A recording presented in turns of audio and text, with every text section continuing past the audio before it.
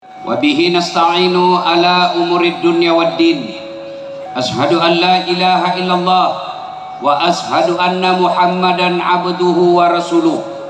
Allahumma salli ala Sayyidina Muhammad wa ala alihi wa sahbihi ajma'in. Amma ba'd. Faqad qala Allah subhanahu wa ta'ala fi kitabil karim. Bismillahirrahmanirrahim. Ya ayyuhalladzina amanu dakhulu fis silmi kaffatan wa la tattabi'u khutuwatis syaitan innahu lakum aduwwum mubin.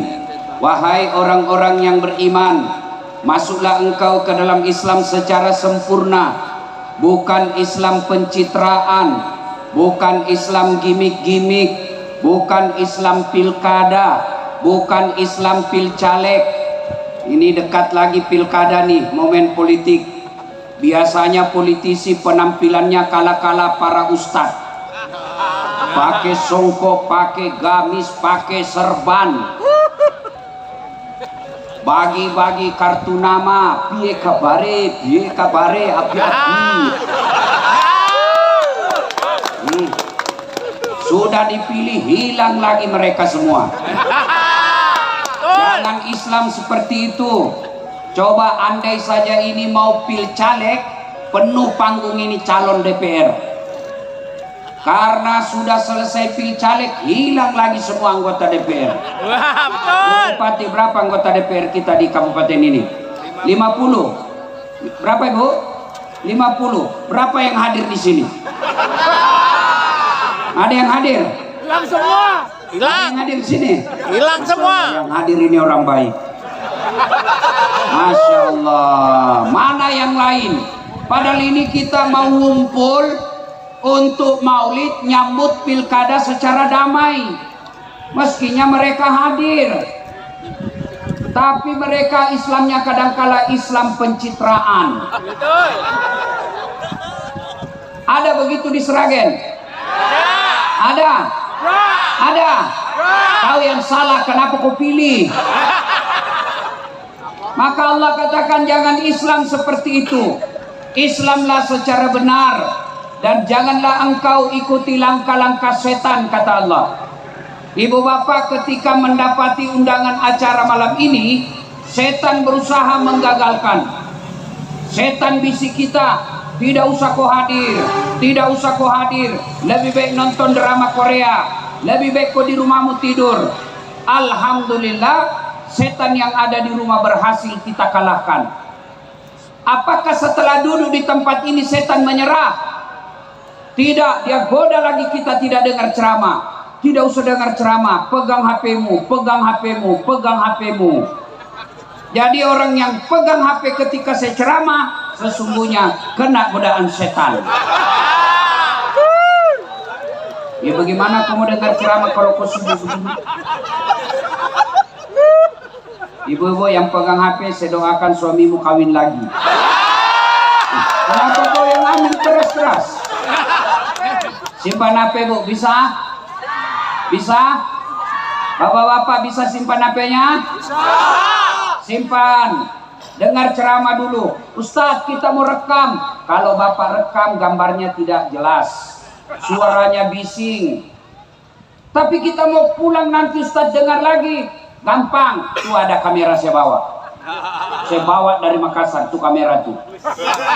Tapi kau bawa pulang kamera Ustadz, gampang. Nonton YouTube. Judulnya Maulid Kabupaten Sragen. Sudah nonton, jangan lupa like and share.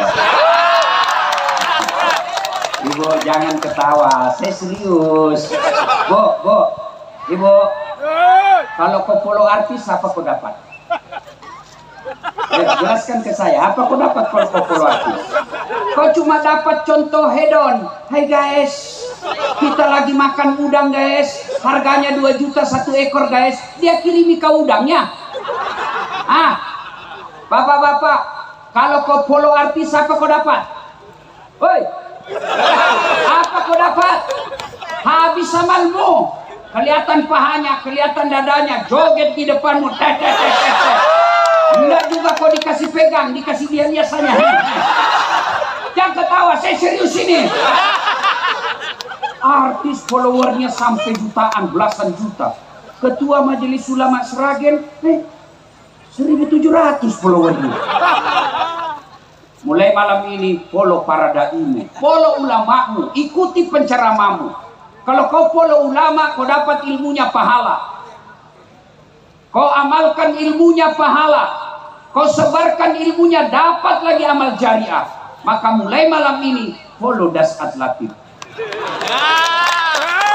Instagramnya Dasat Latif 1212 centang biru. Siap.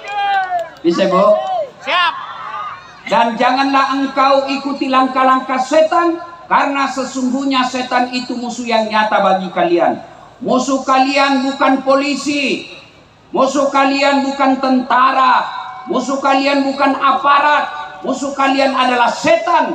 Di mana kata Allah setan itu musuh yang nyata bagi kalian. Saudaraku, jangan musuhi polisi. Bapak-bapak, jangan musuhi polisi. Ibu-ibu, kalau hilang motormu siapa kau cari? Pak Imam, Imam aja hilang motornya. Ayo, ibu-ibu, anakmu dibawa lari cowoknya, siapa kau cari?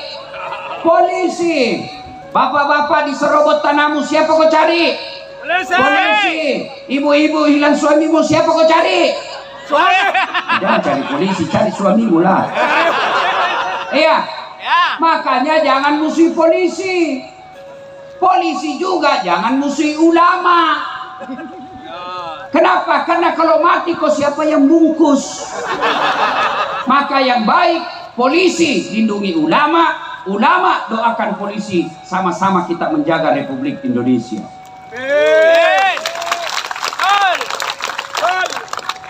Waqala idzan bismillahirrahmanirrahim. Ya ayyuhalladzina amanu taqullaha haqqa tuqatih wa la tamutunna illa wa antum muslimun. Wahai orang-orang yang beriman, bertakwalah kalian kepada Allah dengan sebenar-benarnya takwa, dan janganlah kalian mati kecuali dalam keadaan beragama Islam. Ayat ini Jumat-Jumat dibacakan sejak kurang lebih 1400 tahun yang lalu. Ayat ini tiap Jumat dibacakan. Masih ingat 2020 yang lalu, masa Covid, selalu diumumkan di media massa, di tempat-tempat keramaian, jaga jarak, pakai masker, cuci tangan. Kenapa? Waktu itu pakai masker penting. Tapi ternyata setelah kita vaksin, masker sudah tidak penting untuk saat ini. Tapi ini ayat Jumat-Jumat dibacakan sampai detik ini, sejak 1400 tahun yang lalu. Berarti ayat ini penting. Dan rasa-rasanya ayat ini susah diterima akal. Jangan kamu mati. Berarti mati kau yang ngatur. Woi, jangan mati ya. Berarti mati mau-maumu. Padahal mati, mau atau tidak, tiba saatnya pasti mati. Orang kaya mati. Orang miskin mati. Raja-raja mati. Rakyat biasa mati. Polisi mati. Orang kaya mati. Orang miskin mati. Raja-raja mati. Rakyat biasa mati. Ustadz mati. Kenapa ini kencang betul? Semua mati. Berarti yang jadi masalah bukan mati. Yang jadi masalah bukan mati itu. Kenapa? Kamu mau atau tidak, tiba saatnya pasti mati. Berarti yang jadi masalah kata Allah, illa wa antum muslimun, kecuali matimu dalam keadaan beragama Islam. Ayat ini seolah-olah Allah ingin berkata, Ibu Bupati hati-hati, sampean ngaku Islam belum tentu mati dalam keadaan beragama Islam. Dasat Latif hati-hati, kamu ngaku Islam belum tentu kau sakaratil maut bawa Islam. Ini peringatan dari Allah. Banyak orang Islam tapi matinya tidak bawa Islam. Insya Allah kita tidak akan mati dalam keadaan ngerampok. Amin. Amin. Insya Allah kita tidak akan mati dalam keadaan berzina. Amin. Insya Allah kita tidak akan mati dalam keadaan mabuk. Amin. Tapi yang bisa membuat kita mati kafir, hubbi aklil haram, suka memakan barang haram. Dan salah satu barang haram itu yang bisa membuat kau mati kafir, menerima serangan fajar ketika pemilu yang lalu. Semua. Kau tepuk tangan baru kau semua pelakunya. Semua. Pilihan aja. Ibu. Semua Bu. Ibu. Salam. Saya ngatur yang mau ngecok. J. Semua. Sedulur. Piye kabare? Api-api. J. Bu. Saya mau tanya. Tolong jawab dengan jujur. Ibu kalau terima uang 300.000 kaya tidak? Keras. Dikasih 300.000 sogok pilkada kaya tidak? Enggak. Bapak-bapak tolong jawab. Kalau bapak tolak 300.000 miskin tidak? Tidak. Namun yang pasti ketika kau terima uang sogok itu artinya kau tutup masa depan anakmu yang cerdas. Kau tutup masa depan anakmu yang jujur untuk jadi pejabat. Kenapa? Karena hanya orang kaya yang bisa jadi pejabat. Bu, Gandem, mau ndak jadi pejabat anaknya? Mau. Bapak-bapak mau ndak jadi anggota DPR anaknya? Mau ndak jadi bupati anaknya? Mau. Tapi mustahil bisa anakmu jadi pejabat kalau kau miskin. Kenapa? Beli partai mahal.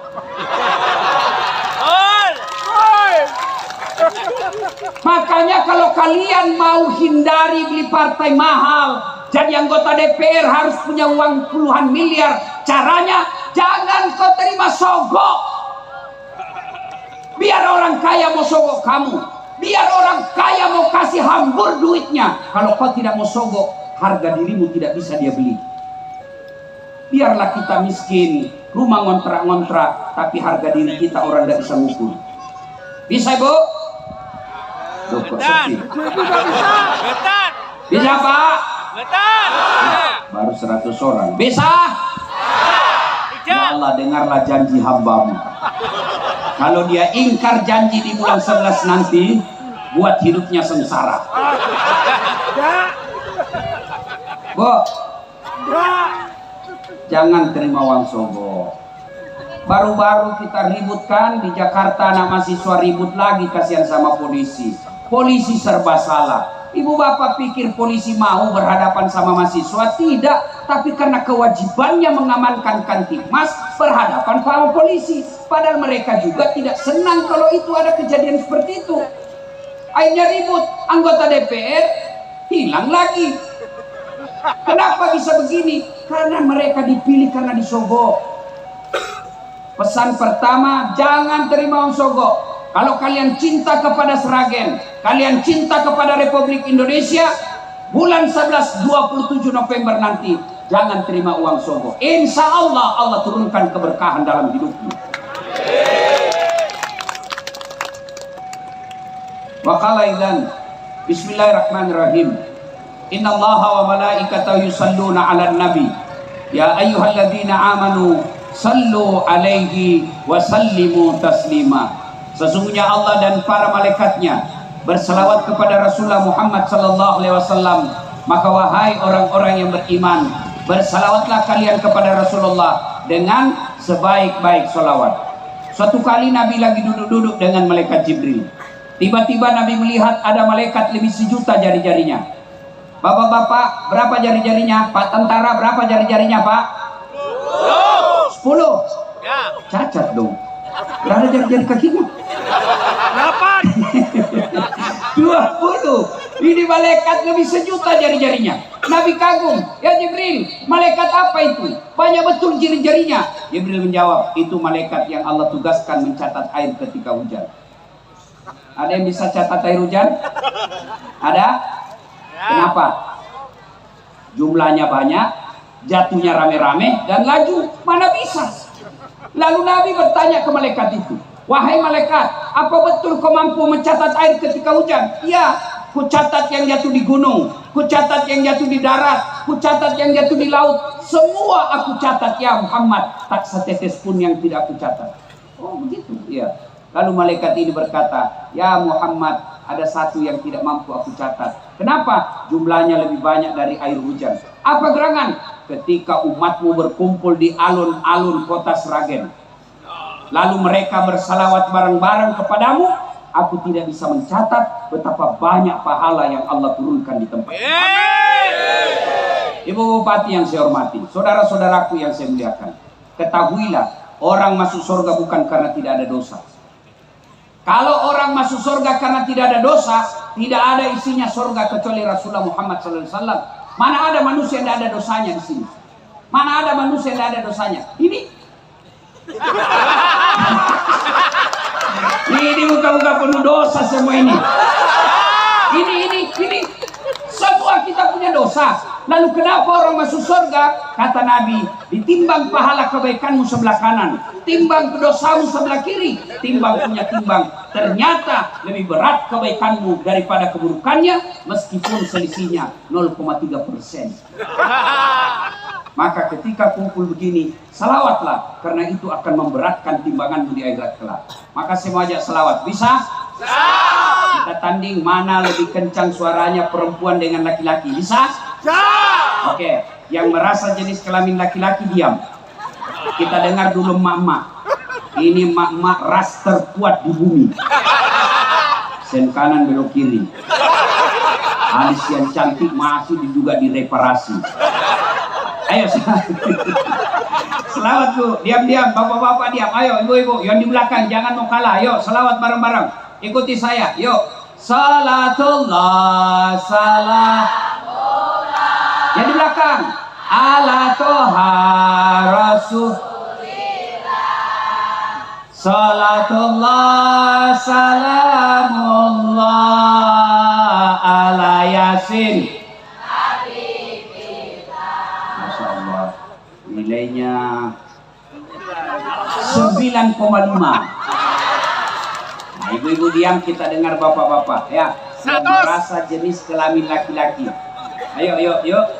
Jangan mempermalukan jenis kelamin kita, Pak. Ayo, ayo, selawat bareng-bareng. Salatullah salamullah ala toha rasulillah. Salatullah salamullah ala yasin. Nilainya 9,7. Oke. Sedulur-sedulur diam semua ya, diam. Kita dengar ini di atas. Ini kan bos. Sampai ada yang tidak tahu selawat. Kapan lagi kita kerjai Bu Bupati dan suaminya ya? Ayo, Pak Dokter selawat sama-sama Pak Dokter. Ibu ya, ayo. Ibu juga di sana ya. Selawat yuk. Salatullah. Kurang keras. Barang keras. Payah nuru. Lembab. Masya Allah. Udah kemat telu Berapa nilainya ya? Kemat telu. Nilainya 9,9. Bisa. Ya mohon maaf beliau yang undang saya. Bayar. Nilai kecil nanti honorku dikurangi. Bu Wati, saya pernah terima honor di Makassar, salah kasih panitianya Bu. Jadi kan kalau di Makassar itu satu malam biasanya 2 acara saya. Selesai acara pertama saya buru-buru mau ke acara kedua. Dan saya dikejar sama panitianya MC. Ustaz tunggu dulu Ustaz. Kenapa dek? Tunggu dulu Ustaz. Kenapa? Tunggu dulu Ustaz. Saya tunggu. Datang langsung dia keluarin amplopnya. Ini Ustaz, langsung kusambar. Kan nggak enak lama-lama dilihat kan malu juga dong. Yang itu juga saya buka di depannya gengsi dong. Masukin. Duduklah saya di mobil. Saya bilang sama sopir saya, alhamdulillah dek dapat rezeki malam ini. Begitu saya buka, astagfirullah. Salah kasih panitianya Bu. Apa dia kasih saya? Susunan acara. Ibu Bupati jangan dicontoh ini Ibu ya. Ini contoh yang jelek ini jangan dicontoh. Ayo selawat bareng-bareng, kanan kiri. Ayo kita selawat bareng-bareng. Pun matur suwun. Please HP-nya dinyalakan. Boleh? Ayo angkat HP-nya. Ya, operator lampu dimatikan. Ya, semua nyalakan HP-nya. Yang tidak punya HP pinjam temannya punya. Ayo nyalakan yang paling belakang, yang paling belakang. Yuk kita selawat bareng-bareng. Yuk. Ayo sama-sama yang di atas. Yuk kita cinta kepada Rasulullah, kita berselawat. Ya, yang lagi jualan di sana yuk selawat, nyalakan lampunya. Sama-sama kita selawatan. Yuk Pak Tentara. Yuk. Ya mantap. Yuk. Salatullah, salamullah ala toha rasulillah. Salatullah, salamullah ala yasin habibillah. Tawassalna bi bismillah wa bil hadi rasulillah wa kulli mujahidilillah bi ahlil bariyah Allah. Sekali lagi. Salatullah, salamullah ala toha rasulillah. Salatullah, salamullah ala yasin habibillah. Masya Allah. Terima kasih. Disimpan kembali, kita dengar lagi ceramah. Ibu Bupati yang saya hormati, Bapak Kapolres, Bapak Wakil Bupati, Pak Dandim, Pak Danyon, semua tuan-tuan yang saya hormati, Ibu Bupati teristimewa. Saya melihat dan mendengarkan tadi beliau sambutan, saya rasa kalau ada anak mahasiswa mau demo, pulang kalau dengar kalimat Ibu Bupati yang bagus, adem, Masya Allah. Bupati yang saya hormati, adik-adik, bapak-bapak tentara, kita datang perayaan apa nih? Maulid. Saya sejak jadi penceramah keliling Sabang sampai Merauke, sampai ke luar negeri, sampai ke Amerika, ke Eropa, ke Asia, itu semua temanya sama. Dengan hikmah Maulid kita meneladani Rasulullah Muhammad Sallallahu Alaihi Wasallam. Malam ini pun temanya, tajuknya sama. Dengan hikmah Maulid kita meneladani Rasul menyongsong pilkada damai. Nah, masalahnya bagaimana kamu mau contoh Nabi kalau sejarahnya Nabi kau tidak tahu? Bagaimana mau contoh Nabi kalau sejarah Nabi kita tidak paham? Contoh, mohon maaf, ibu-ibu yang ada di sana, tolong bantu saya kalau ada yang tahu. Ibu-ibu, berapa anaknya Nabi, Bu? Tuh.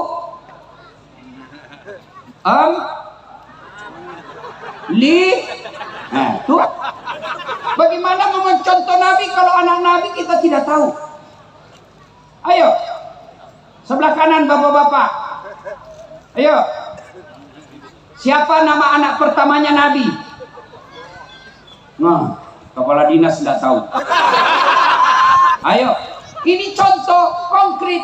Gimana kau mau mencontoh Nabi kalau sejarah Nabi kau tidak tahu? Begitu ditanya siapa namanya anak presiden Joko Widodo, bapak semua tahu kan? Padahal nanti di akhirat kita tidak ditanya siapa anaknya presidenmu. Tidak ada pertanyaan itu. Bagaimana kita mau mencontoh Nabi, sejarah Nabi kita tidak tahu? Anaknya Nabi berapa? Nah, maka itulah perlu ada sejarah, perlu ada kisah diceritakan. Nah, maka perkenalkan sejarah Nabi melalui kisah, melalui lagu, melalui kitab. Dulu waktu saya kecil, saya cepat tahu sejarah Nabi. Kenapa? Ibu saya memperkenalkan sejarah Nabi melalui lagu. Pada zaman dahulu kala. Saya bilang, kenapa mak?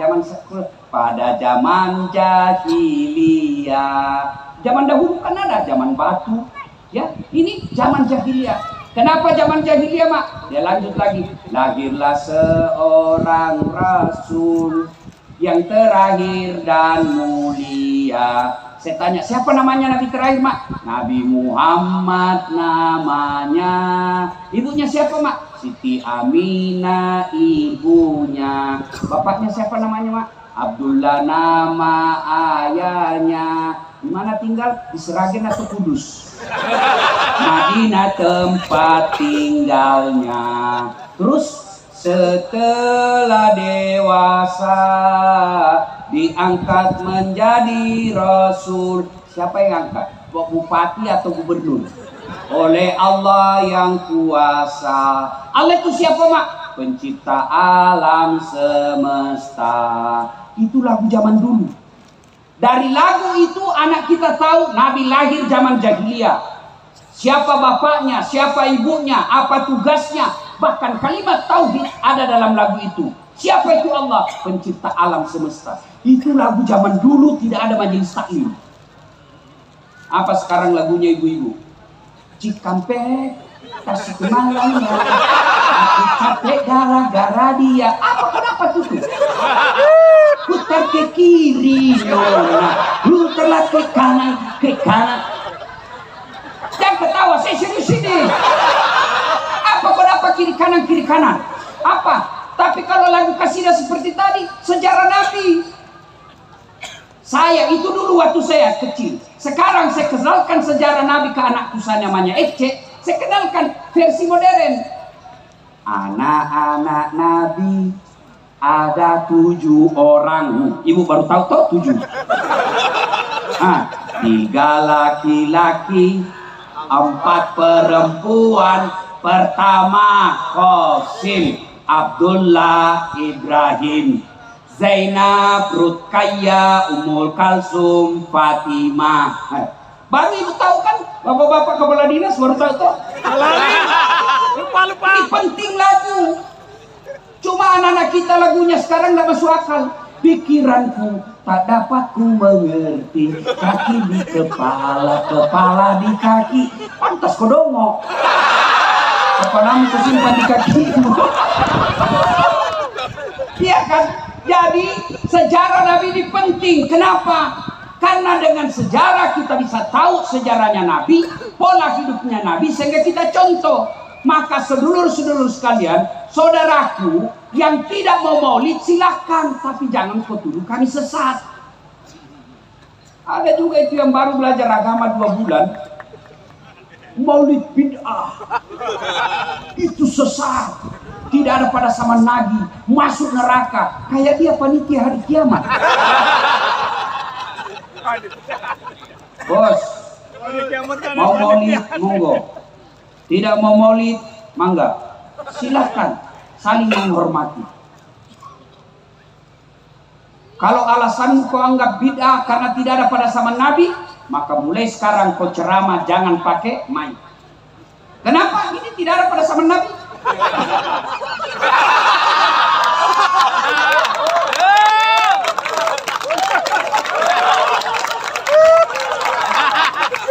Ini bid'ah, tidak ada pada zaman Nabi. Kamu ceramah jangan pakai YouTube. Kenapa? Tidak ada pada zaman Nabi.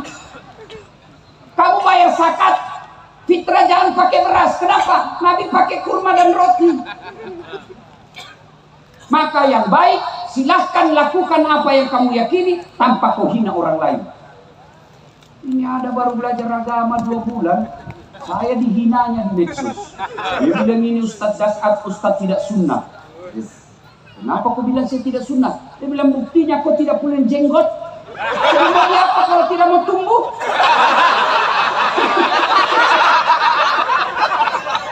Saya dibilang Ustadz tidak sunnah, berarti karena tidak ada jenggot. Mau apa tidak mau tumbuh ini?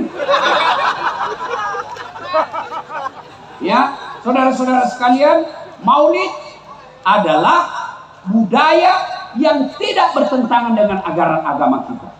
Tujuannya apa? Kita mau tahu sejarah Nabi supaya apa? Kita bisa mengikuti Rasulullah Sallallahu Alaihi Wasallam. Mari kita dengar sedikit. Waktunya kalau mau cerita sejarah Nabi, Di samping karena keterbatasan waktu juga keterbatasan ilmu, maka saya pilih-pilih saja. Pertama, kaitan dengan pilkada. Rasulullah kalau mau mencontoh Rasulullah sholat jamaahnya saja dulu. Jamaah dulu, sholat jamaah. Alhamdulillah di kota Sragen ini ramai jamaah kalau masjid subuh berjamaah. Apalagi kalau subuh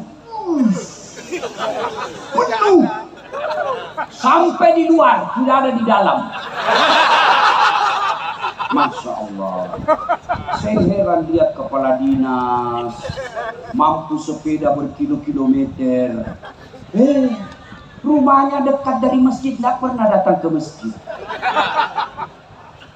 Mampu lari berkilo-kilo, tidak pernah mampir ke masjid. Apa dia bilang? Gunung kan ku daki, lautan ku seberangi, masjid kau lewati. Kalau cinta kepada Rasul yang paling konkret, berjamaah. Itu aja dulu. Kenapa orang malas berjamaah ke masjid? Satu, karena dia tidak tahu pahalanya. Buka kitab Durratun Nasihin. Pahala sholat berjamaah. Satu, yang paling sering kita dengar, lipat 27 kali. Artinya apa?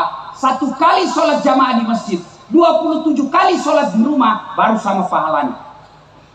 Yang kedua, kata Nabi, kalau kau datang ke masjid, melangkah kaki kanan, satu pahala. Melangkah kaki kiri, gugur dosa kecilmu.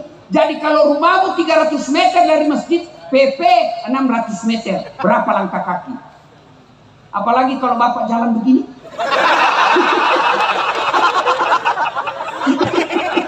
Lebih banyak lagi dapat. Masya Allah. Yang ketiga, pahala. Kata Nabi, seluruh materi yang kau lewati, pagar, tembok, aspal, dinding, tegel, akan jadi saksi. Ya Allah, jangan kau masukkan dia neraka, masukkan surga. Saya saksinya, dia datang berjamaah di masjid. Itulah sebabnya Pak, sunnah. Ketika kau ke masjid, beda jalanmu pergi, beda juga jalanmu waktu pulang. Sunnah. Itulah juga sebabnya sunnah. Ketika Bapak berjamaah, usahakan setiap 2 rakaat pindah tempat. Supaya apa? Tambah banyak saksi nanti di akhirat. Allahu Akbar. 2 rakaat pindah lagi. Selesai 2 rakaat pindah lagi. Supaya apa? Tambah banyak saksimu di akhirat. Yang keempat, pahala berjamaah. Kalau ada debu melengket di badan atau hujan gerimis basah bajumu, baju itulah nanti yang akan jadi mantel agar kamu tidak disentuh api neraka.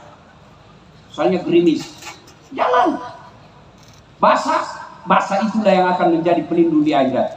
Jangan juga salah paham. Mantan-mantan sudah dengar begini, dia tunggu hujan keras. Begitu hujan keras, dia buka payungnya. Ini saksi nanti. Itu bukan pahala, itu beleng-beleng. Ayo, apalagi keutamaan berjamaah di masjid, ada doa bersama. Bapak tidak tahu berdoa, ibu tidak tahu berdoa, bapak ibu banyak dosa, tapi ada alim ulama di dalam memimpin doa. Bapak cuma katakan amin, seluruh doa yang mengatakan amin dikabulkan Allah. Itulah sebabnya ketika imam mimpin doa, baca doa yang umumnya orang hafal intinya, dan baca doa kasih dengar jamaahmu. Ada juga imam kita tidak tahu apa dia minta, kita di belakang asal amin saja. Amin, amin, amin. Padahal yang mimpin doa anak muda dan istrinya. Ya Allah, berikan kami jodoh. Dia bilang di belakang, Bapak amin. Istrinya ngomong pula amin. Berarti ibu kabulkan suami kami lagi. Doa yang umumnya orang hafal. Yang kedua, penyebab tadi orang tidak tahu pahalanya. Yang kedua, kenapa dia malas berjamaah ke masjid? Karena dia tidak lihat pahalanya. Coba kalau dilihat, diumumkan sama Ibu Bupati, siapa yang datang sholat berjamaah subuh di masjid, kami beri beras 5 liter, 5 kilo, minyak 2 liter, telur 10 biji. Saya yakin jam 5 subuh sholat subuh, jam 1 dini hari sudah penuh. Kenapa? Karena dilihat pahalanya. Yang ketiga, penyebab orang malas berjamaah ke masjid, manajemen masjid tidak bagus. Ada masjid saya bikin Pak, alhamdulillah dari penghasilan di YouTube sudah 3 masjid jadi. Itu yang saya bikin terakhir di masjid, nama ibu saya. Itu jadi tempat wisata religi orang datang ke Makassar. Karpetnya empuk, imamnya penghafal Quran 30 juz, digaji layaknya pegawai negeri, muatsinya saya gaji layaknya pegawai negeri. Tugasnya azan 5 kali sehari semalam. Anak muda, semua pengurus masjid anak muda. Penceramanya belum ceramah sudah dikasih honor supaya tidak lari. Dikasih ini daftar pustaka yang kamu baca, ini judul khutbah, supaya tidak bertumpuk-tumpuk penceramah. Masya Allah, sound systemnya bagus, ber-AC. Akhirnya orang rajin datang ke masjid. Anak-anak keluar, ada kolam di bawahnya ikan yang sudah seislamkan. Ikan koi, ibu bupati kan dari Jepang. Nah, dia agamanya Shinto. Nah, saya islamkan baru dia masuk berenang. Masya Allah, orang datang ke masjid nyaman. Itu kalau saya ada di sana sholat subuh, dua etape sholat subuhnya. Kalau dia datang sholat Jumat terlambat 30 menit, tidak dapat lagi di dalam. Kenapa? Kurang nyaman di dalam. Ini gimana orang mau datang ke masjid? Karpetnya sudah 7 tahun lebaran tidak pernah diganti. Begitu kita ruku sujud, bengkak kita punya jidat, digigit semua. Penceramanya mulai salam pertama sampai terakhir neraka terus dia bahas. Kau akan dibakar, dilapat, dibanting, ditusuk pantatmu, dilipat, ditusuk matamu. Kata anak muda, tidak usah ke masjid bikin takut-takut. Dapat lagi sound system, begitu imam takbir, Allahu Akbar, langsung story. Gimana orang mau ke masjid kalau begitu? Dapat lagi muadzin, Masya Allah, ASN yang sudah pensiun penyakit asma, giginya tinggal 4.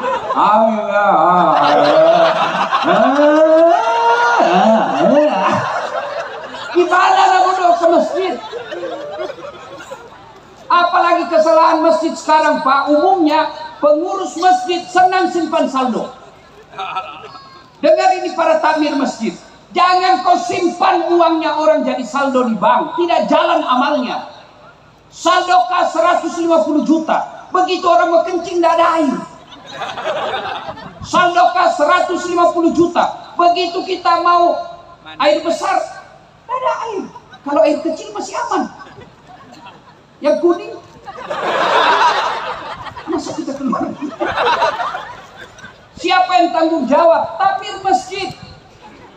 Gimana orang ke masjid Pak? Imamnya balik-balik sunnah Nabi. Kata Nabi, kalau kau jadi imam, ringkaskan bacaan sholatmu. Umumnya sekarang imam dia senang yang panjang-panjang. Itu tidak sunnah. Itulah sebabnya ketika imam mau angkat takbir, Allahu Akbar, sebelum takbir dia harus balik dulu ke belakang. Salat jami' rahimakumullah. Untuk apa? Bahasa tentaranya inspeksi pasukan.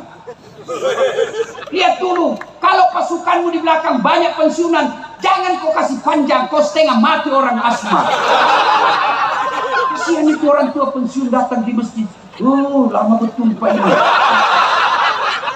Belum selesai. Belum selesai juga, satu lagi kembali. Allah kecil. Kata Nabi, ringkaskan bacaanmu. Yang kedua kata Nabi, bacalah yang umumnya orang hafal. Kenapa umumnya orang hafal? Tujuannya apa? 1, supaya jamaah bisa khusyuk mengikuti. Coba kalau imam membaca Qul huwallah, anak-anak juga ikut. Qul huwallahu ahad, Allahu samad, kenapa dia hafal? Begitu Pak Imam membaca surah Al-Anfal ayat 5 sampai 70, dia khusyuk dengan bacaannya, kita khusyuk dengan hayalan. Kita mau ruku, Pak Imam belum selesai, kita mau ikut, kita tidak hafal, terpaksa kita baca semua pengumuman di dinding. keadaan keuangan Masjid Jamiul Ihsan, pengeluaran, pembayaran listrik, saldo kas. Belum selesai juga Pak Imam, kalender lagi dibaca. Persatuan Guru Republik Indonesia cabang Kota Sragen. Belum selesai Pak Imam, bajunya lagi orang dibaca. Pilih saya nomor urut 7. Siapa salah? Siapa salah? Imam. Yang kedua, kenapa Nabi anjurkan baca yang umumnya orang hafal, supaya apa? Begitu imam salah, ada yang bisa luruskan. Coba kalau Pak Imam salah ketika dia baca wadduha, hampir semua orang hafal dia bisa luruskan. Tapi kalau imam baca yang hanya dia yang hafal, begitu salah, hadapi kesusahanmu sendiri.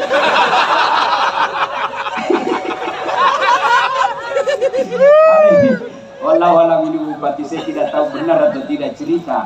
Ada penghafal Quran, pulanglah kampung Ramadan, dia teslah hafalannya. Hanya dia yang hafal. Begitu dia baca Al-Fatihah lancar, dia baca surah pendek, hanya dia yang hafal. Tiba-tiba ada cicak jatuh, kena kepalanya. Stres, namanya orang stres, hafalan hilang. Dia tidak tahu apa sambungannya. Lama dia pikir, apa sambungannya ini? Dia lupa betul, dari belakang juga tidak ada yang bantu. Ini Pak Imam kreatif, dia bilang, tolong bantu di belakang. Yang di belakang dia bilang juga, saya juga tidak tahu.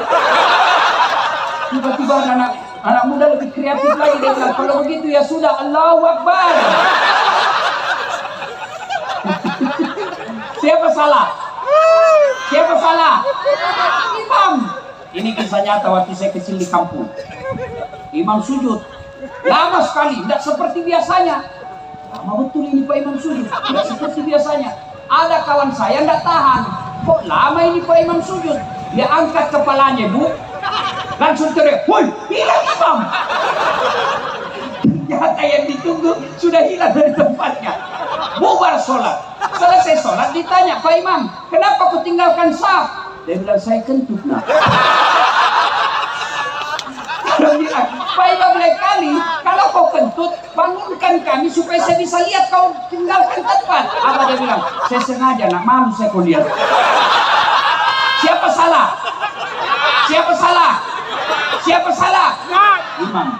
Itulah sebabnya dalam fikih sholat jamaah, jadi makmum siapa saja boleh. Jadi makmum tidak dipersoalkan, tidak ada pemilihan. Tapi jadi imam, hati-hati. Kenapa? Salah imam, jamaah kacau. Bulan 11, Sragen akan pemilihan imam. Salah kau milih imam, kacau masyarakatnya.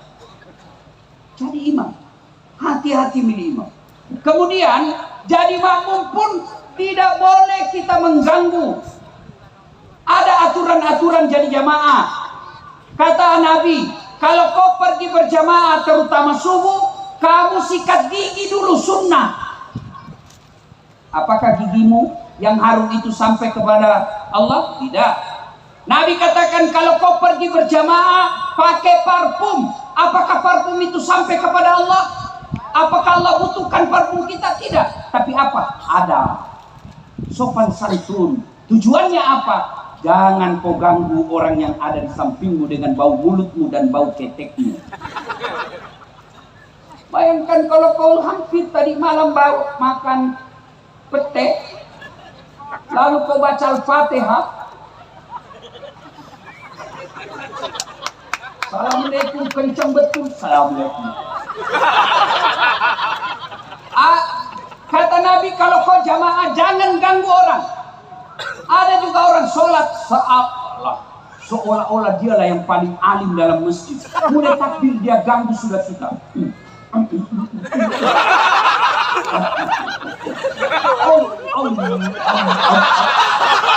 Kau ganggu orang. Ada lagi yang ganggu kita itu yang kakinya. Ada kita kasih pindah kaki, dia kasih pindah lagi. Dia pindah lagi, kasih pindah. Saya kasih masuk kaki saya, dia masuk lagi. Masuk lagi kaki saya, tidak bisa lagi goyang kaki saya kasih pindah. Saya injak kaki. Kalau saya sholat, dia bilang, kenapa kau injak kaki itu? Kau ganggu saya. Kenapa kau mesti rapat ini jari-jari? Ustaz, supaya rapat saf. Salah deh. Kalau kau mau rapat safmu bukan jari-jari kaki yang kau rapatkan, tapi apa? Kalau ini kakimu bisa rapat safmu, bisa rapat kakimu, safmu renggang.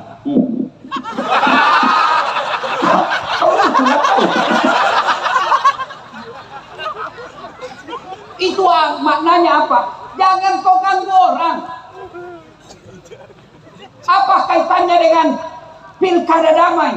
Jangan ganggu tetanggamu. Kalian rajin berjamaah, 5 waktu kau berjamaah di masjid, tapi di komplekmu tidak ada yang senang kamu, kamu akan bangkrut nanti di akhirat. Atatadruna manil muflis, kata Nabi. Tahu tak kamu yang bangkrut nanti di akhirat? Ya tidak sholat ya Rasul, dia sholat. Ya tidak puasa ya Rasul, dia puasa. Ya tidak haji ya Rasul, dia haji. Ya tidak bayar zakat ya Rasul, dia bayar zakat. Lalu kalau gitu siapa yang bangkrut ya Rasul? Nabi jelaskan, jarsu wa hati'ur rahim, tetangga yang jahat sama tetangganya dan yang memutuskan tali persaudaraan. Coba lihat kita bertetangga dalam Islam. Adik-adik sekalian, ibu-ibu yang saya muliakan, coba lihat tetangga kita berislam. Nabi ajarkan, kalau kau bertetangga tanam mangga, lalu ini pagar tetanggamu dan ranting dahan manggamu nyebrang ke sebelah tetangga, melewati pagar, maka yang lewat pagar itu halal bagi tetanggamu, bukan kau punya.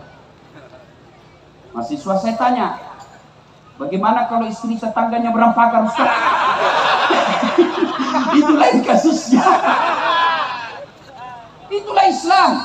Jangan kau ganggu tetanggamu. Saudaraku pilkada, jangan ganggu tetanggamu yang berbeda. Kata Ibu Bupati tadi, kalau selesai pilkada, kalian masih bertetangga dengan tetanggamu yang sudah tahunan. Pilkada ini pesta demokrasi. Namanya pesta yang ada di benak kita senang-senang. Jangankan pemilihan kepala daerah, pemilihan presiden aja jangan baper. Ibu-ibu, oi, Bu, masih ingat 2019 pemilu? Masih ingat? J. Siapa yang tanding?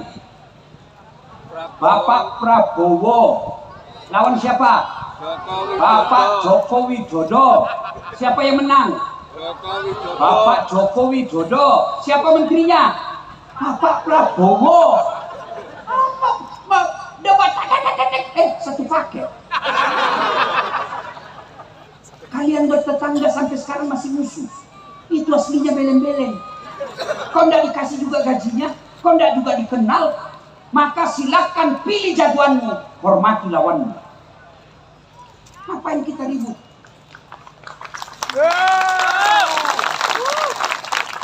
Itu sholat jamaah, bersatu saudara-saudara sekalian.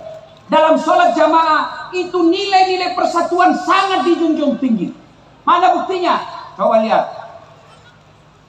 Sedulur-sedulur masuk masjid, apapun suku dan bahasamu, tidak boleh kau sholat pakai bahasamu masing-masing. Pernah bayangkan seandainya pakai bahasa masing-masing? Hah?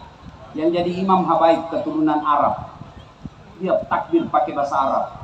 Allahu Akbar. Datang orang Bugis, suaminya Ibu Bupati, dia takbir pakai bahasa Bugis. Bungallahu ta'ala Maluku. Datang juga warung Padang, dia takbir pakai bahasa Padang.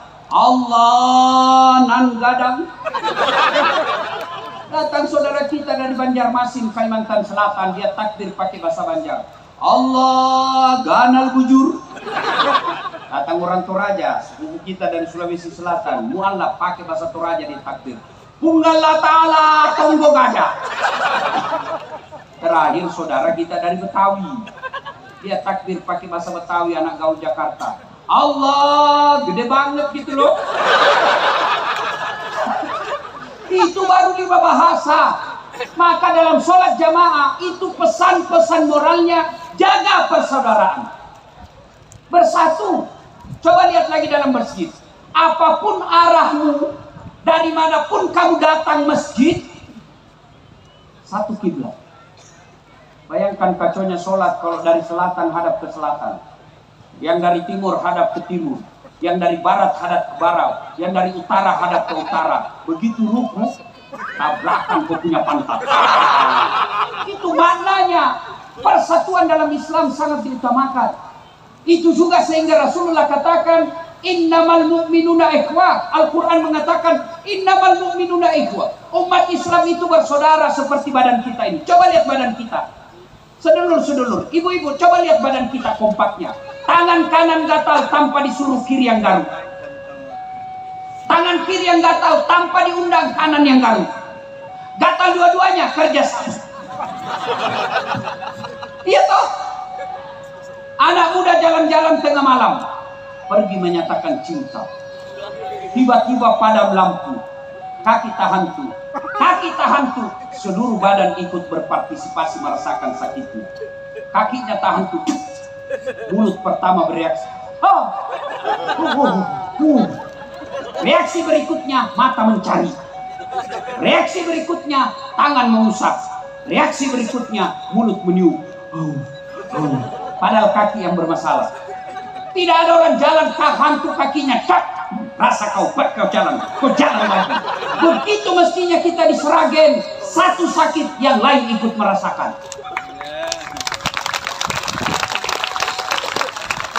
Jangan berpecah belah gara-gara pilkada. Apalagi janji-janji pilkada. Para calon, di sini saya dengar ada calon mau maju di sini. Mana? Iki. Satu lagi. Enak betul kan kalau begini damai akur. Pak calon yang saya hormati, kalau bisa Pak, jangan percaya sama tim sukses. Mane piro disuruh bikin baleho 10, 3 dia tilep Pak. Lebih baik Bapak langsung menyapa rakyat. Gunakan waktu 24 jam napa rakyat. Jangan percayakan tim sukses. Rata-rata tim sukses dia yang sukses. Ketika Bapak datang menyapa, capek datang menyapa, resiko mau jadi pejabat, menyapa. Insya Allah langkah kaki Bapak jadi pahala kalau niatnya untuk menserahkan rakyat. Kalian juga tim sukses, jangan jadi tim penghasut. Yang namanya kalau seperti Bupati cari katakan tadi, pemilihan pilkada ini untuk kesejahteraan. Adu program, bukan cari kejelekan orang. Namanya kalau dicari pasti dapat. Ini yang bicara, Bapak pikir tidak ada kejelekan saya? Ada. Kalau teman-teman mahasiswa saya mau cari, berapa banyak dulu cewek yang saya janji-janji. Namanya cari kesalahan. Maka yang baik contoh malam ini. Kenapa beliau di depan duduk? Karena beliau wakil bupati saat ini. Wajar. Kenapa beliau di belakang? Karena beliau belum jadi wakil bupati. Enak kan kalau begini? Maka tim sukses, silahkan jagokan jagoanmu. Silahkan coblos jagoanmu. Jangan kau hina lawanmu. Enak kita begini. Kalau ribut, siapa yang rugi? Itu makna sholat berjamaah. Maulid ini, ayo contoh sholat jamaah. Penting kita bersatu. Apa yang menyebabkan orang biasa putus persaudaraan? Sombong. Pilkada. Itu sudah kita bahas tadi pilkada. Sekarang sombong. Apa yang menyebabkan sombong kata Nabi? 4 hal. 1, bertambahnya jabatan. Jadi rakyat biasa tiba-tiba jadi bupati. Jangan sombong. 2 periode saja paling lama. Ibu selesai ini 10 tahun, ibu masih mau pakai lambang Garuda, pakai plat 1, ibu keluar dibilang orang sudah gila kasihan itu dokter. Apa yang disombong? Jabatan Kapolres.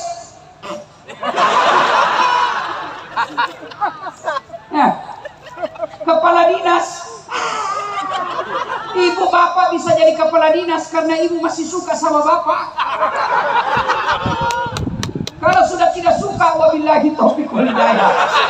Yang tadinya kepala dinas menjadi staf ahli yang ada stafnya. Adik-adikku para polisi, kau setengah mati cari muka sama Kapolres. Capek. Biar kau setengah mati cari muka sama Kapolres, kalau istrinya beliau tidak senang, tidak jalan urusannya. Sudah. Jabatan jangan membuat orang sombong. Jangankan bupati, Bapak Joko Widodo tanggal 20 Oktober wadillahi taufik wal hidayah monggo balik kampung ke Solo.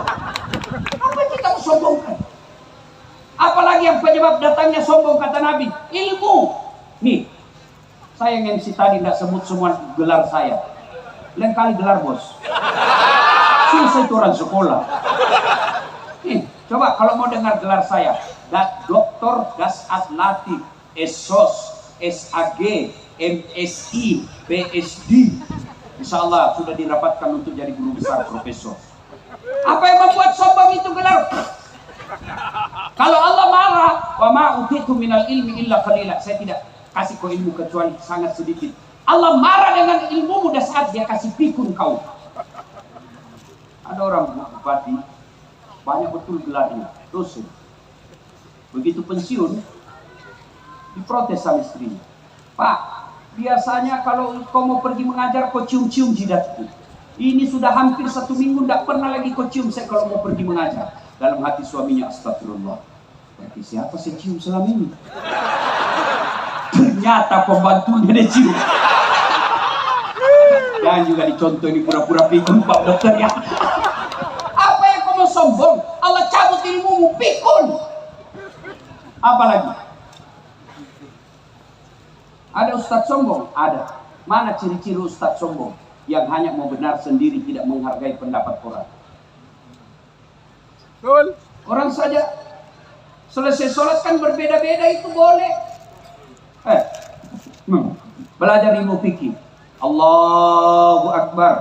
Ada yang begini, ada yang begini. Ada juga yang kayak orang lapar sekali. Ada. Tidak usah kau cela orang, lakukan apa yang kau yakini benar tanpa kau cela orang lain. Lambat loading ibu. Ada juga posisi tangan, Allahu Akbar. Sudah takbir, yang pertama pas di atas dada. Ada toh? Ada. Yang kedua antara dada dengan perut, Allahu Akbar. Yang ketiga pas di atas pusat, Allahu Akbar. Yang keempat di bawah pusat, Allahu Akbar. Ini porno ibu. Bukan di bawah sekali bu, di bawah pusat. Yang keempat, yang kelima, Allahu Akbar lurus. Ini umumnya orang Iran, Syiah. Boleh, boleh. Mau pakai begini silahkan. Mau begini silahkan. Mau begini silahkan. Mau begini silahkan. Kalau boleh sama Ustaz, mana yang tidak boleh? Kalau kau pakai semua. Allahu Akbar. Nah, itu salah. Ini kalau dalam pilkada, ini yang main 3 kaki. Makan kiri kanan, itu tidak boleh. Allahu Akbar. Nah, ini tim sukses Abu-Abu. Sudah jelas dia ini. Silakan saudara-saudara sekalian, berbeda dalam agama boleh. Jadi pendakwah silakan sampaikan apa yang Anda yakini benar tanpa menghina pendapat orang lain. Silakan kau pilih jagoanmu tanpa menghina orang lain. Dan bagi calon, besok lusa Bapak kalah atau menang, jangan sangka buruk kepada Allah. Kalau Bapak minta tidak dikasih, berarti bukan tahun ini yang cocok. Mungkin 5 tahun yang akan datang. Mana buktinya? Bapak Prabowo minta jadi presiden sejak 2014. 2024 baru Allah kasih. Saya Ibu Boti pernah ikut pilkada Makassar, 10 pasang calon. Kalau Ustaz tidak, cuma yang menang lebih banyak suaranya. Sangka baik namanya ini. Ya deh ya. Sangka buruk. Andai saja saya menang waktu itu, saya tidak sampai ceramah di sini. Bisa jadi saya diperiksa KPK. Iya. Allah kasih saat tidak usah kau jadi bupati, tidak usah kau jadi wali kota, lebih kau jadi pendakwah. Andai saja saya menang waktu itu, setengah mati saya hormat. Datang ke Polres, siap ke Polres. Datang Pak Dandim, siap Pak Dandim. Datang Gubernur, siap Pak Gubernur. Datang Pak Menteri, siap Pak Menteri. Datang Presiden, siap Pak Presiden. Tapi sekarang saya jadi ustaz, mereka yang siap-siap.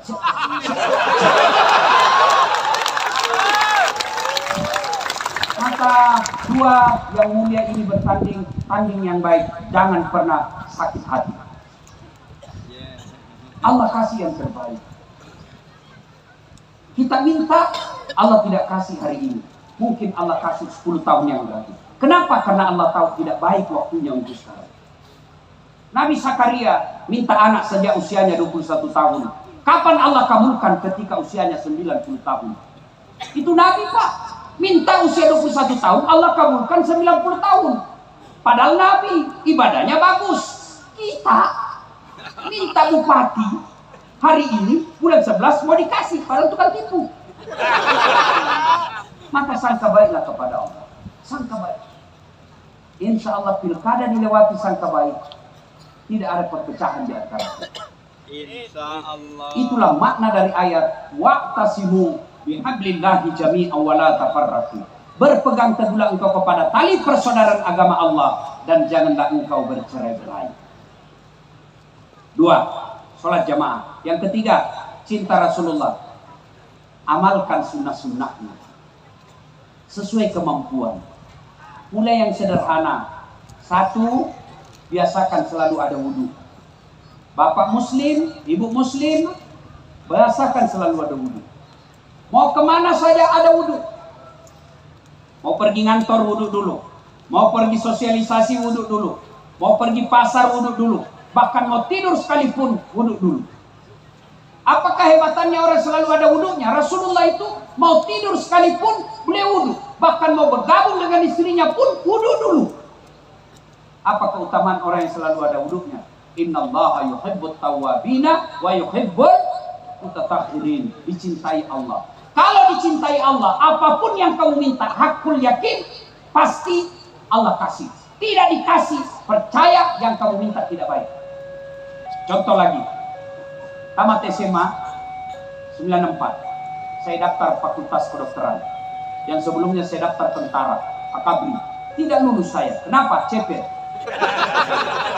Saya protes Allah. Ya Allah, kenapa kau lahirkan saya dalam keadaan pendek? Kau tidak rugi jadi Tuhan kalau saya jadi tentara. Saya bersaudara saya yang paling pendek. Teman saya lulus polisi. Sekarang dia reserse AKBP 2 baluk-baluk di Polda Sulawesi Barat. Pakai karena reserse pakai baret merah. Saya jadi ustaz pakai baret putih. Alhamdulillah dengan baret putih yang saya pakai, mulai baret hitam sampai baret merah, bicara main kau semua. Gagal jadi akabri, saya daftar fakultas kedokteran. Saya sholat tahajud 40 malam berturut-turut. Saya nasar puasa 7 hari. Ibu bapak saya doakan saya maklum bimbingan khusus. Begitu pengumuman tidak lulus. Saya tahu jawabannya karena saya lulus di Sospol. Pulang kuliah tabrakan depan Al-Ghazali Jalan Perintis Kemerdekaan. Berceceran darah di aspal, saya turun tolong dia. Dia yang tabrakan, saya yang hampir pingsan. Kenapa? Saya tidak bisa lihat darah. Allah seolah-olah berkata, Das'as, bagaimana kamu jadi dokter? Kau tidak bisa lihat darah. Saya telepon temanku yang jadi dokter. Dia tugas di Kepulauan Aru. Dok, kau pulang lebaran? Tidak, kok. Masa kau tidak lebaran sama orang tuamu? Rugi-rugi kau jauh-jauh cari uang tidak lebaran sama orang tuamu. Apa dia bilang? Mahal tiket Ustaz. Kalau saya pulang 5 orang, gaji saya 1 tahun hanya untuk beli tiket PP. Dalam hati saya, Alhamdulillah, untung saya tidak jadi dokter. Sekarang saya kemana-mana tidak pernah pusing soal tiket. Bisnis kelas. Siapa yang belikan? Ibu Bupati. Hebatnya lagi, pergi tidak bawa uang, pulang. Mengerti betul? Ini 2 calon kita, lakukan sosialisasi, kampanye, datangi orang, jangan mau diwakili tim sukses, kalah menang, itulah yang terbaik buat kamu. Enakan pilkada kalau begini. Jangan kita bodoh-bodohi rakyat. Rakyat juga jangan kau peras calon. Bodoh. Yang kedua, sunnah. Usahakan setiap keluar rumah doa. Inna salati wa nusuki wa mahyaya wa mamati lillahi rabbil alamin. Bismillah tawakkaltu ala la ilaha haula wala quwata illa billah. Kaki kanan dulu. Insya Allah kata Nabi, kamu baca doa ini, sosialisasi, tiba-tiba kau ditabrak becak, mati syahid. Kenapa? Kau sudah ikrar, inna salati, sesungguhnya salatku, wa nusuki, ibadahku, wa mahyaya, wa mamati, hidup dan matiku, lillahi rabbil alamin. Saya serahkan segalanya kepada Allah. Bismillah, dengan nama Allah. Tawakkaltu, saya berserah diri. La haula wala quwata illa billah. Tidak ada daya dan kekuatan kecuali datangnya dari Allah. Jalan, insya Allah jihad fisabilillah. Ibu-ibu, kalau suamimu mau pergi cari nafkah, jangan lupa minta hidayah. Istri saya, Bu, mamanya cek. Kalau saya mau keluar pergi ceramah, dia angkat sepunya ransel. Saya bilang, nggak usah sayang, berat. Dia bilang, nggak ada artinya beratnya ini ransel dibanding beratnya Ustaz menanggung hidup kami.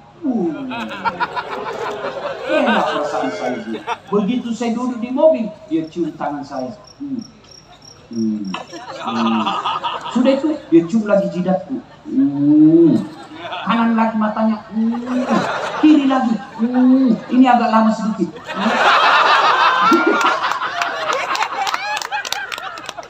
Sudah itu, cukup tidak? Dia usap dadaku.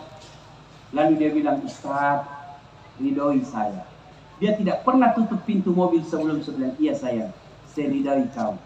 Berangkatlah dia, lalu menyanyi, ku lepas di kau pahlawan. Ini Fox ini yang lagu ini. Coba kan enak kalau kita sunnah seperti ini. Ibu kalau suamimu mau pergi, lupakan tadi malam pertengkaranmu, minta ridha suami. Kenapa? Ridhanya suamimu, pintu gampangnya kau masuk surga. Coba itu amalkan, itu sunnah. Bapak juga kalau mau pergi kerja, beri sedekah kepada istri. Apa sedekahnya suami kepada istri? Cium jidatnya. Rasul tidak pernah keluar rumah kecuali telah bersedekah kepada istrinya. Apa sedekahnya? Dia cium jidatnya. Makanya ibu-ibu mulai besok, kalau dia lupa suamimu, teriak, woi, sedekah mas. Sini, saya sampean. Coba amalkan. Enak kan kalau rumah tangga begini. Rasulullah itu, Bapak Ibu, Masya Allah. Ibu tahu berapa istrinya Nabi? 13. Dari 13 istri Nabi, tidak ada pun satu yang mengatakan, saya menyesal menikah sama kau Muhammad. Gak ada, padahal itu 13. Kita satu istri di rumah, menderita lahir batin. Masya Allah. Nabi Pak, itu Nabi tidak pernah menyebut nama istrinya. Khadijah beliau panggil Ummul Mukminin, ibunya orang Islam. Aisyah tidak pernah dipanggil Aisyah Ta'al, tidak. Siapa dia panggilkan? Ya Humaira, yang kemerah-merahan pipinya, karena memang Siti Aisyah merah di 5 pipinya. Tolong Pak Kadis dan Pak Kabah, amalkan itu mulai besok.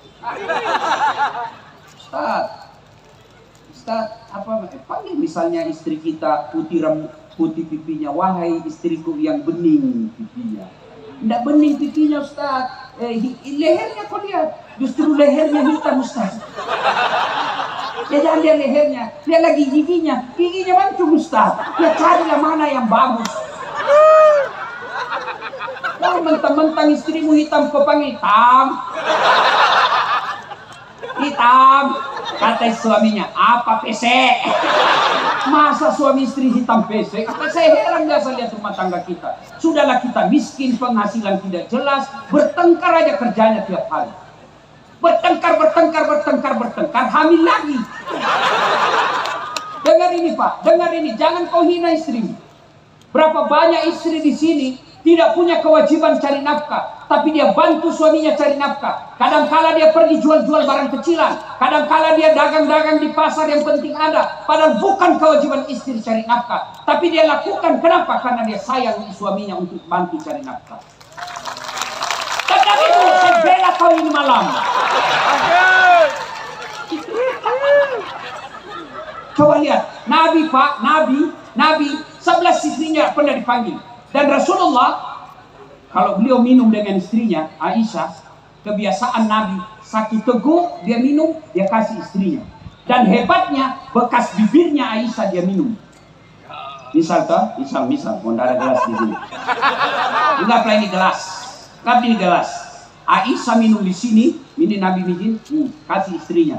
Aisyah minum di sini, ini dia minum Nabi. Amalkan besok, Pak. Coba amalkan besok bekas bibirnya istri. Minum. Bau juga bibirnya. Itulah Rasulullah. Rasulullah begitu romantisnya, beliau kalau minum satu teguk kasih.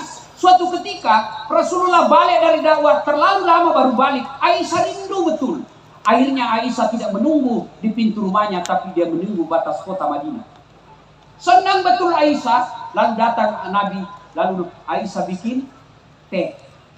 Kebiasaannya Nabi minum seteguk dikasih Aisyah. Nabi minum seteguk, Aisyah menunggu, tidak diberinya. Teguk kedua kalinya tidak diberinya. Aisyah mulai cemburu. Ya Rasulullah, apakah ada perempuan lain yang memberimu minum di luar? Nabi minum lagi, Aisyah makin cemberut. Akhirnya Nabi kasih. Begitu Aisyah minum satu teguk, langsung dimuntahkan. Buah! Ternyata Aisyah salah kasih. Apa? Garam dia gula-gula. Coba kalau bapak-bapak itu.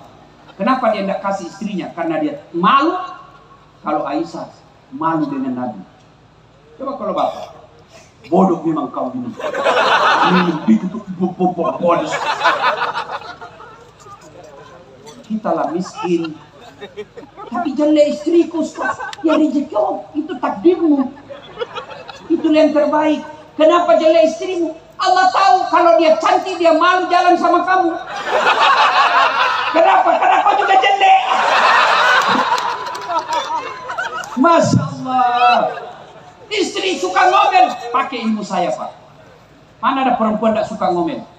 Kalau istrimu suka ngomel, itu percaya berarti istrimu perempuan. Saya kalau istri saya ngomel, saya peluk baru saya menyanyi. Bila kamu di sisiku, hati rasa syahdu. Mulai senyum-senyum itu. Masuk kamar lagi masih marah-marah. Ku peluk lalu ku menyanyi lagi. Insaflah wahai manusia, bila dirimu bernoda. Kan enak. Coba dia makan. Ibu-ibu juga yang suka ngomel. Tidak ada laki-laki yang betah kalau ibu suka ngomel. Pernah dengar cerita jin di dalam sumur, Ibu? Jadi saya ditanya, Pak Wakil, jamaah tanya saya di Makassar, Ustaz, kenapa itu suami saya tidak betah di rumah? Saya malah, saya takut dia tersinggung. Saya ceritakanlah, Ibu, ada orang suami istri, istrinya suka ngomel. Ada duit, tidak ada duit, ngomel aja kerjanya istrinya. Suatu ketika suaminya belikan perhiasan. Senang lah ini Ibu, dibelikan perhiasan. Senang katanya suaminya, dek, kita pergi siara sumur tua di kampungnya. Oke bang, kan dia lagi senang.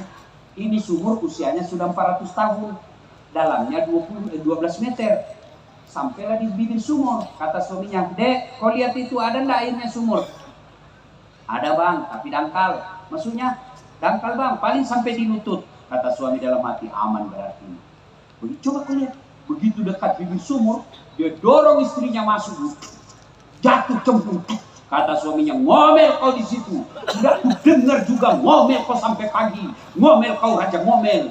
Oh, suaminya di atas nyanyi-nyanyi. Cing, cing, cing. Tiba-tiba 1 jam kemudian, tiba-tiba dari dalam sumur ada makhluk hitam tinggi besar keluar. Kaget suami. Hei, siapa kamu? Saya jin penunggu sumur ini. Saya sudah 400 tahun tahan tenang-tenang dalam sumur. Ada perempuan di dalam mobil lagi kerjanya. Baru 1 jam gak betah saya. Kata suaminya, kau baru 1 jam, saya 24 jam. Paham Ibu? Maulid kali ini contoh Rasulullah. Rumah Rasulullah Ibu tidak luas. Dijelaskan dalam sejarah, kalau beliau berdiri, kepalanya Rasulullah menyentuh atap rumahnya. Kalau beliau berjamaah dengan Aisyah, kakinya Rasulullah telapak kaki belakangnya menyentuh kepalanya Aisyah di belakang karena sempitnya kamarnya. Tapi beliau berkata, baiti jannati. rumahku laksana surga bagiku. Kenapa umat kita sekarang rumah besar, mobil bagus, pekarangan rumah mewah, isi rumah kita interiornya sangat luar biasa, tapi kenapa kita suami istri tidak betah di rumah? Maulid kali ini mari teladani Rasulullah dengan cara mengikuti kewajiban kita sebagai suami dan kewajiban kita sebagai istri. Ibu-ibu juga hormati suami, karena tidak gampang itu jadi suami. Ibu pulang kampung malu tuh suamimu kalau kau tidak pakai emas. Ibu-ibu pulang kampung pergi arisan malu tuh suamimu kalau sudah dihafal baju seragammu. Tapi apa boleh buat, rezeki dari Allah. Suami hanya mencari nafkah, yang menentukan jumlah rezeki adalah Allah. Maka yang baik saling menghormati, saling memuliakan. Bapak Ibu saudara-saudara sekalian, sebenarnya banyak lagi kisah-kisah kehidupan Rasulullah, tapi waktu jual yang membatasi kita. Masih ingin rasanya berlama-lama, tapi waktu jual yang membatasi kita. Insya Allah lain waktu dan kesempatan. Ibu-ibu, pesan khusus. Pilkada yang akan datang, pilihlah yang kita anggap baik, bukan karena dia memberi duit. Dan ingat, boleh berbeda pilihan, tapi kita wajib menjaga ketentraman dan kedamaian kabupaten kita. Kalau di sini ribut, bukan saya yang rugi yang tinggal di Makassar, tapi orang-orang yang di Sragen inilah yang akan mendapat kesusahan. Karenanya semua kita berkewajiban untuk menjaga perdamaian, dan pesan Allah, waqtasimu bihablillahi jami'an wa la tafarraqu. Berpegang teguhlah engkau kepada tali persaudaraan agama Allah, dan janganlah engkau bercerai-berai. Ayat ini kemudian diturunkan oleh para pendiri negara kita menjadi Pancasila, yaitu sila ketiga persatuan Indonesia. Mudah-mudahan ada manfaat. Lebih dan kurangnya mohon dimaafkan. Usikum wa nafsi bitaqwallah, fastabiqul khairat. Assalamualaikum warahmatullahi wabarakatuh.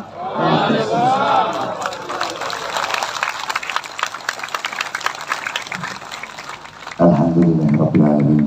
Pripun Bu? Pak Das